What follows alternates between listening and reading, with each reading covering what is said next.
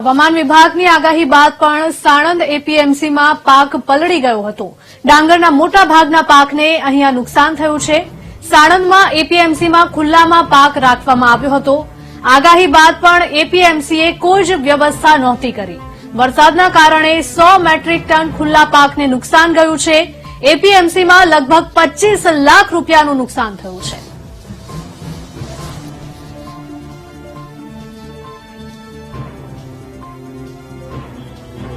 हमारा संवाददाता पार्थ लाइव जोड़ाई गया है। पार्थ जणावशो के आगाही आपवामां आवी हती हवामान विभाग द्वारा, छतां पण कोई ज व्यवस्था न करवामां आवी, तेना कारणे 25 लाख रूपियानुं अनाज पलળી गयुं છે।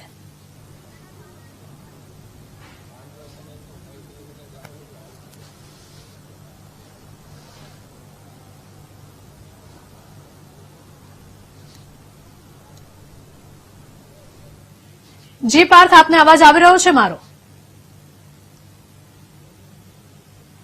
पर एक बार संपर्क करवानो प्रयास करीशुं अमारा संवाददाता साथे, परंतु आपने फरी एक वखत जणावी दईए के हवामान विभागे आगाही आपी हती ते बाद पण साणंद एपीएमसी द्वारा कोई ज व्यवस्था नहोती करवामां आवी, जेना कारणे पाक पलળી गयो हतो।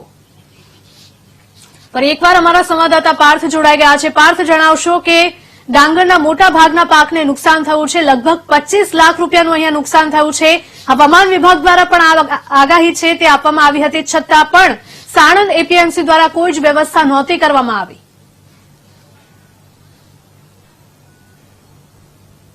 जी ચોક્કસથી જે રીતે વાત કરવામાં આવે તો હવામાન વિભાગ દ્વારા 5 દિવસની આગાહી આપવામાં આવી હતી। તે અનુરૂપે જ ગઈકાલે અમદાવાદ સહિત અનેક જિલ્લાઓમાં કમોસમી વરસાદ ખાબક્યો હતો, પરંતુ સાણંદ એપીએમસીની જે મનમાની કહી શકાય અથવા તો બેદરકારી કહી શકાય તે સ્પષ્ટપણે સામે આવી છે। ખેડૂતો અહીંયા માલ વેચવા આવ્યા હતા, માલ તો વેચાઈ ગયો, પરંતુ સાંજે જે વેપારીઓએ જે માલ ખુલ્લા રસ્તા ઉપર રાખવામાં આવ્યો હતો તે માલ સંપૂર્ણ રીતે પલળી ગયો છે।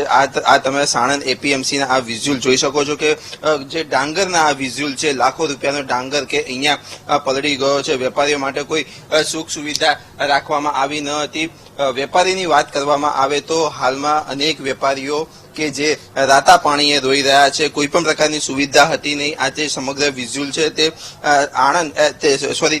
સાણંદ એપીએમસીના છે। ડાંગર સંપૂર્ણ રીતે પલળી ગયો છે, કોઈ પણ પ્રકારની કદર રાખવામાં આવી ન હતી। આ જે માલ છે તે માલ સંપૂર્ણ રીતે ખુલ્લો રાખવામાં આવ્યો હતો। એપીએમસી અને રાજ્ય સરકાર દ્વારા પણ ગઈકાલે જ સ્પષ્ટતા કરવામાં આવી હતી, સૂચના આપવામાં આવી હતી કે જે પણ માલ એપીએમસીમાં ખુલ્લો પડ્યો છે તેને ખાસ વ્યવસ્થા કરવામાં આવે, તેને બંધ રાખવામાં આવે। પરંતુ ક્યાંક ને ક્યાંક સાણંદ એપીએમસીની આ મનમાની કહી શકાય।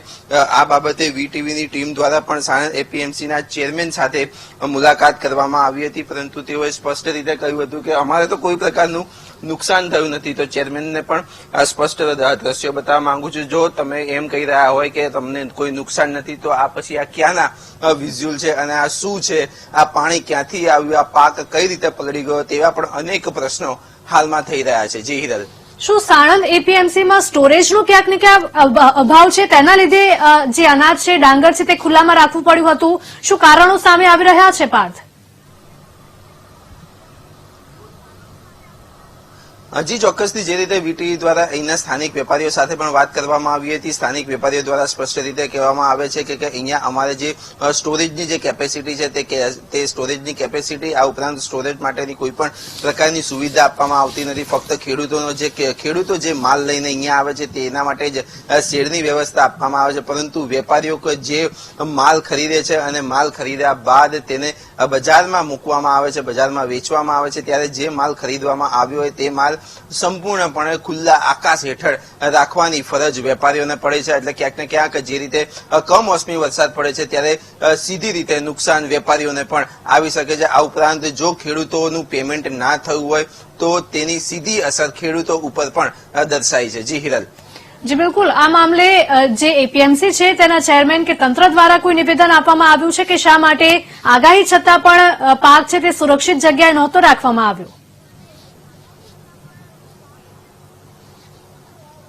જી ચોક્કસથી આજે સમગ્ર નુકસાન થયું છે સાણંદ એપીએમસીમાં જે રીતના પાણી ભરાયા છે જે ડાંગરના પાકને નુકસાન થયું છે જે કોથળા ભરેલા હતા તે સંપૂર્ણપણે ભીના થઈ ગયા છે આ તમામ દ્રશ્યો તેમને પણ ખબર છે એપીએમસીના ચેરમેનને પણ ધ્યાનમાં છે આ બાબતે વીટીવીએ તેમનો સંપર્ક પણ કર્યો હતો પરંતુ તેઓએ કોઈ પણ પ્રકારનો જવાબ કેમેરા સામે આપવાની ના પાડી છે આ ઉપરાંત તેઓએ સ્પષ્ટ એ પણ જણાવ્યું હતું કે અમારે કોઈ પણ પ્રકારનું નુકસાન થયું નથી ત્યારે ક્યાંક ને ક્યાંક એપીએમસીના ચેરમેનની કામગીરી ઉપર પણ અનેક પ્રશ્નો ઉભા થાય છે જી બિલકુલ પાર્થ આ કોઈ પહેલી ઘટના નથી અગાઉ પણ આવી ઘટનાઓ બની ચૂકી છે હવામાન વિભાગ દ્વારા આગાહી આપવામાં આવતી હોય છે છતાં પણ એપીએમસીઓ દ્વારા આ ખાડા કાન કરવામાં આવતા હોય છે ફરી એક વખત આવી ઘટના સામે આવી રહી છે શું માનવું છે ખેડૂતોને કેટલી સહાય આપવામાં આવશે કોઈ જાહેરાત કરવામાં આવી છે જી ચોક્કસથી જે રીતે વાત કરવામાં આવે તો રાજ્યના કૃષિમંત્રી રાઘવજી પટેલે પણ સ્પષ્ટતા કરી છે કે આ જે કમોસમી વરસાદ છે ગુજરાતના અનેક જિલ્લાઓમાં અને તાલુકાઓમાં વરસાદ હતો ત્યારે ક્યાંક ને ક્યાંક આ બાબતે ખેડૂતોને પણ નુકસાન થશે પરંતુ હવે સર્વેની કામગીરી હાથ ધરવામાં આવશે કૃષિ વિભાગ દ્વારા અને સર્વેની કામગીરી પૂર્ણ થયા બાદ કેટલું નુકસાન છે મહત્વની વાત કરવામાં આવે તો સૌથી વધુ નુકસાન ડાંગરના પાકને થયું હોય તેવી પણ વાત સામે આવી રહી છે ત્યારે રાજ્ય સરકાર કેટલું નુકસાનની ભરપાઈ કરે છે કેટલી સહાયની જાહેરાત કરે છે તે જોવાનું રહ્યું પરંતુ જ્યારે સર્વે પૂરો થશે ત્યારે સર્વેમાં જ આ બાબત સ્પષ્ટ થશે કે કેટલું નુકસાન સમગ્ર ગુજરાતમાં કમોસમી વરસાદના કારણે થયું છે પરંતુ અત્યારે હાલમાં કૃષિ વિભાગ દ્વારા તમામ જગ્યાએ સર્વેની કામગીરીના ઓર્ડર પણ આપી દેવામાં આવ્યા છે જી બિલકુલ પાર્થ તમામ માહિતી બદલ આપનો આભાર